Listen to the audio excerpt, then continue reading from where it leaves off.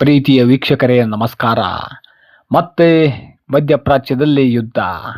Bahrain, Kuwait ಮತ್ತು ಜೋರ್ಡಾನ್ನಲ್ಲಿ ಅಮೆರಿಕದ 21 ಸೇನಾ ನೆಲೆ ಉಡಿಸ್ ಮಾಡಿದ ಇರಾನ್ನ IRGC. ಮಧ್ಯಪ್ರಾಚ್ಯದಲ್ಲಿ ಸಂಘರ್ಷ ಉಲ್ಬಣಗೊಳ್ಳುತ್ತಿದೆ. ಅಮೆರಿಕ ದಾಳಿಗೆ ಪ್ರತಿದಾಳಿಯಾಗಿ ಇರಾನ್ ಗಲ್ಫ್ನಲ್ಲಿ ಕುವೈತ್, ಬಹ್ರೇನ್, ಜೋರ್ಡಾನ್ನಲ್ಲಿರುವ ಅಮೆರಿಕದ ಮಿಲಿಟರಿ ಬೇಸ್ಗಳನ್ನು ಗುರಿಯಾಗಿಸಿ ದಾಳಿ ನಡೆಸಿ ಧ್ವಂಸ ಮಾಡುತ್ತಿದೆ. ಇದರಿಂದಾಗಿ ಸದ್ಯ ಗಲ್ಫ್ನಲ್ಲಿ ಆತಂಕದ ವಾತಾವರಣ ಮನೆ ಮಾಡಿದೆ. ಕುವೈತ್ ತನ್ನ ವಾಯು ಪ್ರದೇಶವನ್ನು ಮುಚ್ಚಿದೆ. ಜೋರ್ಡಾನ್ನಲ್ಲಿರುವ ತನ್ನ ನಾಗರಿಕರು ಸುರಕ್ಷಿತವಾಗಿರುವಂತೆ ಅಮೆರಿಕ ರಾಯಭಾರ ಕಚೇರಿ ಎಚ್ಚರಿಕೆಯನ್ನ ನೀಡಿದೆ. ಇನ್ನು ಪರಸ್ಪರ ದಾಳಿಯ ನಡುವೆ ಇರಾನ್ ಶಾಂತಿ ಒಪ್ಪಂದ ಮಾಡಿಕೊಳ್ಳಬೇಕು ಎಂದು ಟ್ರಂಪ್ ಪ್ರಸ್ತಾಪಿಸಿದ್ದು, ದಾಳಿಯನ್ನ ಮುಂದುವರಿಸಲಿದ್ದೇವೆ ಎಂದು ಸಹ ಹೇಳಿಕೊಂಡಿದ್ದಾರೆ. ಇದು ಸದ್ಯ ಪ್ರಾದೇಶಿಕವಾಗಿ ಮತ್ತಷ್ಟು ದಾಳಿಯನ್ನ ಹೆಚ್ಚಿಸಲಿದೆ.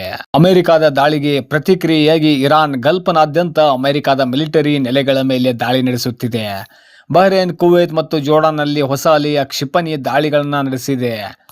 ಮತ್ತು ಅಮೆರಿಕ, ಇರಾನ್ ನಡುವೆ ಮಾತುಕತೆ ನಡುವೆ ಹೆಚ್ಚುತ್ತಿರುವ ಸಂಘರ್ಷದ ಭಾಗವಾಗಿ ಇದೀಗ ರಾತ್ರೋರಾತ್ರಿ ಟೆಹರಾನ್ ಮೇಲೆ ಅಮೆರಿಕ ನಡೆಸಿದ ದಾಳಿಗೆ ಪ್ರತೀಕಾರದ ಗಲ್ಫ್ ರಾಷ್ಟ್ರಗಳಲ್ಲಿನ, ಅದರಲ್ಲೂ ಪ್ರಮುಖವಾಗಿ ಬಹ್ರೇನ್, ಕುವೈತ್ ಮತ್ತು ಜೋರ್ಡಾನ್ನಲ್ಲಿರುವ ಅಮೆರಿಕದ ಮಿಲಿಟರಿ ಸೌಲಭ್ಯಗಳ ಮೇಲೆ ಇರಾನ್ ಪ್ರತೀಕಾರದ ಸಂಘಟಿತ ಟಿಪ್ಪಣಿ ದಾಳಿ ನಡೆಸಲಾಗಿದೆ.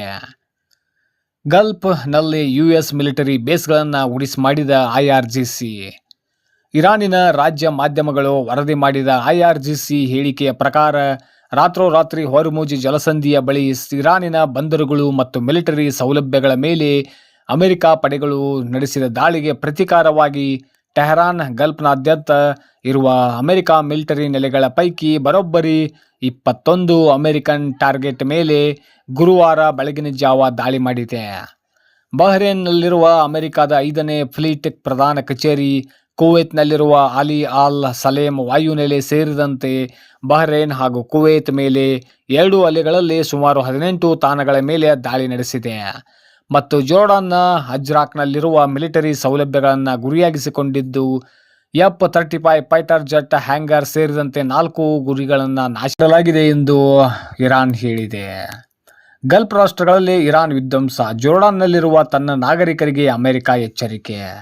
ಇರಾನ್ನ ದಾಳಿಯಿಂದಾಗಿ ಕುವೈತ್ ಹಾಗೂ ಬಹ್ರೇನ್ನಲ್ಲಿರುವ ಸೈರನ್ಗಳು ಮೊಳಗಿವೆ. ಈ ಕುರಿತು ಕುವೈತ್ ಸೇನೆ ಹೇಳಿಕೆ ನೀಡಿ, ತನ್ನ ವಾಯು ರಕ್ಷಣಾ ವ್ಯವಸ್ಥೆಗಳು ಸ್ಥಾಪಿತ ಕಾರ್ಯಾಚರಣೆಯ ಕಾರ್ಯವಿಧಾನಗಳಿಗೆ ಅನುಗುಣವಾಗಿ ಪ್ರತಿಕೂಲ ವೈಮಾನಿಕ ಗುರಿಗಳನ್ನು ಪ್ರತಿಬಿಂಬಿಸುತ್ತವೆ ಎಂದು ಹೇಳಿದ್ದಾರೆ. ಸಕ್ಷಮ ಅಧಿಕಾರಿಗಳು ನೀಡುವ ಭದ್ರತೆ ಮತ್ತು ಸುರಕ್ಷತಾ ಸೂಚನೆಗಳನ್ನು ಪಾಲಿಸುವಂತೆ ಮತ್ತು ಮಾಹಿತಿಗಾಗಿ ಅಧಿಕೃತ ಮೂಲಗಳು ಅವಲಂಬಿಸುವಂತೆ ಅದು ಸಾರ್ವಜನಿಕರನ್ನ ಒತ್ತಾಯಿಸಿದೆ. ಇದರ ಜೊತೆಗೆ ಕುವೈತ್ ರಾಜ್ಯದ ಮೇಲೆ ಇರಾನ್ ನಡೆಸಿದ ದಾಳಿಗಳು ಮತ್ತು ಈ ಪ್ರದೇಶದಲ್ಲಿ ನಾಗರಿಕ ವಿಮಾನಯಾನಕ್ಕೆ ಇದು ಒಡ್ಡಬಹುದಾದ ಸಂಭಾವ್ಯ ಅಪಾಯಗಳನ್ನು ಗಮನದಲ್ಲಿಟ್ಟುಕೊಂಡು ಈ ಕ್ರಮ ತೆಗೆದುಕೊಳ್ಳಲಾಗಿದೆ ಎಂದು ಕುವೈತ್ ನಾಗರಿಕ ವಿಮಾನಯಾನ ನಿರ್ದೇಶನಾಲಯವು ಹೇಳಿದೆ. ಬಹ್ರೇನ್ ಮೇಲೆ ಇರಾನ್ ದಾಳಿಗಳು ಹೆಚ್ಚಾಗುತ್ತಿದ್ದಂತೆ ಬಹ್ರೇನ್ನ ಆಂತರಿಕ ಸಚಿವಾಲಯ ಎಚ್ಚರಿಕೆಯ ಸೈರನನ್ನ ಸಕ್ರಿಯಗೊಳಿಸಿದೆ. ನಾಗರಿಕರನ್ನ ಶಾಂತವಾಗಿರಲು, ಹತ್ತಿರದ ಸುರಕ್ಷತೆ ಸ್ಥಳಕ್ಕೆ ಹೋಗಲು ಮತ್ತು ಅಧಿಕೃತ ಚಾನೆಲ್ಗಳ ಮೂಲಕ ನವೀಕರಣಗಳನ್ನು ಅನುಸರಿಸಲು ಕೇಳಿಕೊಳ್ಳಲಾಗಿದೆ.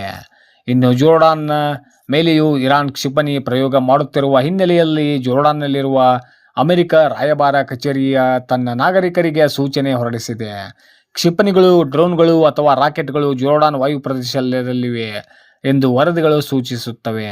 ಹಾಗಾಗಿ ತಕ್ಷಣವೇ ಸ್ಥಳದಲ್ಲಿ ಓವರ್ ಹೆಡ್ ಕವರ್ ಮತ್ತು ಆಶ್ರಯವನ್ನ ಹುಡುಕಿ ಒಳಾಂಗಣದಲ್ಲಿರುವ ಇರಿ ಮತ್ತು ಸ್ಥಳೀಯ ಪ್ರಕಟಣೆಗಳು ಮತ್ತು ಎಚ್ಚರಿಕೆಗಳಿಗೆ ಗಮನ ಕೊಡಿ.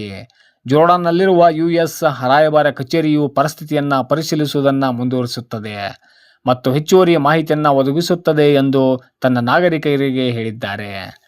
ಇರಾನ್ ಮೇಲೆ ಕ್ಷಿಪಣಿ ಹಾರಿಸಿದ ವಿಡಿಯೋ ಬಿಡುಗಡೆ ಮಾಡಿದ ಅಮೆರಿಕ. ಹಾರ್ಮುಜ್ ಜಲಸಂಧಿಯಲ್ಲೂ ಇರಾನ್ ಅಮೆರಿಕ ನಡುವೆ ಸಂಘರ್ಷ ತೀವ್ರವಾಗಿದೆ. ಇರಾನ್ನೊಳಗಿನ ಗುರಿಗಳ ಮೇಲೆ ದಾಳಿ ಮಾಡಲು 49 ಟೊಮಾಕ್ ಕ್ಷಿಪಣಿಗಳನ್ನು ಬಳಸಲಾಗಿದೆ ಎಂದು ಅಮೆರಿಕ ಅಧ್ಯಕ್ಷ ಡೊನಾಲ್ಡ್ ಟ್ರಂಪ್ ಫಾಕ್ಸ್ ನ್ಯೂಸ್ಗೆ ನೀಡಿದ ಸಂದರ್ಶನದಲ್ಲಿ ಹೇಳಿದ್ದಾರೆ. ದಾಳಿ ನಡುವೆ ಇರಾನ್ ಜೊತೆ ಒಪ್ಪಂದದ ಕುರಿತು ಟ್ರಂಪ್ ಪ್ರಸ್ತಾಪ. ಹೀಗೆ ಹಾರ್ಮುಜ್ ಜಲಸಂಧಿ ಹಾಗೂ ಗಲ್ಫ್ ಪ್ರದೇಶದಲ್ಲಿ ಅಮೆರಿಕ, ಇರಾನ್ ನಡುವೆ ಸಂಘರ್ಷ ಹೆಚ್ಚಾಗಿದ್ದು, ಈ ಮಾತುಕತೆಗಳ ಮೇಲೆ ನೇರ ಪರಿಣಾಮ ಬೀರುತ್ತಿದೆ. ಈ ನಡುವೆ ಮತ್ತೆ ಒಪ್ಪಂದ ಮಾಡಿಕೊಳ್ಳುವ ಕುರಿತು ಟ್ರಂಪ್ ಮಾತನಾಡಿದ್ದಾರೆ. ಶ್ವೇತಭವನದ ಓವಲ್ ಕಚೇರಿಯಲ್ಲಿ ಮಾಧ್ಯಮಗಳೊಂದಿಗೆ ಮಾತನಾಡುವ ವೇಳೆ ಪಾಕಿಸ್ತಾನದ ಕೋರಿಕೆಯ ಮೇರೆಗೆ ಇರಾನ್ಗೆ ವಿರಾಮ ನೀಡಿದ್ದೆವು. ನಾವು ನಿಜವಾಗಿಯೂ ಒಂದು ಒಪ್ಪಂದಕ್ಕೆ ಹತ್ತಿರವಾಗಿದ್ದೆವು, ಆದರೆ ಅವರು ದಾಳಿ ನಡೆಸುತ್ತಲೇ ಇದ್ದಾರೆ. ಹಾಗಾಗಿ ನಾವು ನಿನ್ನೆ ಅವರಿಗೆ ಬಲವಾದ ಹೊಡೆತ ನೀಡಿದ್ದೇವೆ, ಇಂದು ಸಹ ನೀಡಲಿದ್ದೇವೆ. ಒಪ್ಪಂದದಲ್ಲಿ ಏನಾಗಲಿದೆ ಎಂಬುದನ್ನು ನಾವು ನೋಡಲಿದ್ದೇವೆ. ನಮಗೆ ಅರ್ಥಪೂರ್ಣವಾದ ಹಾಗೂ ಕಾರ್ಯರೂಪಕ್ಕೆ ಬರುವ ಒಪ್ಪಂದ ಬೇಕು. ಇದರಲ್ಲಿ ಇರಾನ್ ತನ್ನ ಪರಮಾಣು ಮಹತ್ವಾಕಾಂಕ್ಷೆಗಳನ್ನು ಮುಂದುವರಿಸುವುದನ್ನು ತಡೆಯುವ ಮತ್ತು ದೀರ್ಘಕಾಲೀನ ಪ್ರಾದೇಶಿಕ ಸ್ಥಿರತೆಯನ್ನು ಖಚಿತಪಡಿಸಿಕೊಳ್ಳುವ ಅಂಶಗಳಿರಬೇಕು ಎಂದು ತಿಳಿಸಿದ್ದಾರೆ. ಇನ್ನು ನಡು ಸಮುದ್ರದಲ್ಲಿ ಭಾರತದ ಹಡಗಿನ ಮೇಲೆ ಅಮೆರಿಕ ಅಟ್ಯಾಕ್, 21 ಭಾರತೀಯರ ಗ್ರೇಟ್ ರಕ್ಷಣೆ, 3 ಸಾವು. ಅಮೆರಿಕ, ಇರಾನ್, ಇಸ್ರೇಲ್ ನಡುವೆ ಮತ್ತೆ ಭೀಕರ ಯುದ್ಧ ಶುರುವಾಗಿದೆ. ಡ್ರೋನ್ ಮಿಸೈಲ್ ಅಬ್ಬರಿಸುತ್ತಿದೆ. ಜನ ಸಾಮಾನ್ಯರು ಬೀದಿಹೆನವಾಗುತ್ತಿದ್ದಾರೆ. ಅಮೆರಿಕ, ಇರಾನ್ ಅಂತೂ ಸಡ್ಡು ಹೊಡೆದು ನಿಂತಿವೆ. ಯಾರು ಕೂಡ ಹಿಂದೆ ಸರಿಯಲು ರೆಡಿ ಇಲ್ಲ.